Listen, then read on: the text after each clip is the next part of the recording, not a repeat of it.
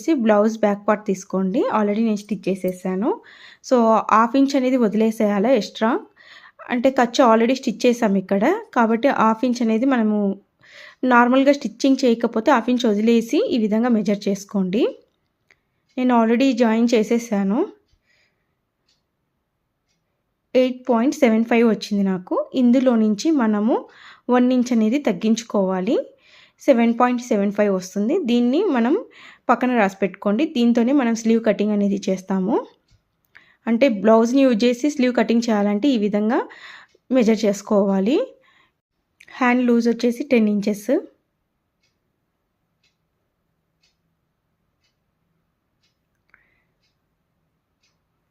hand length వచ్చేసి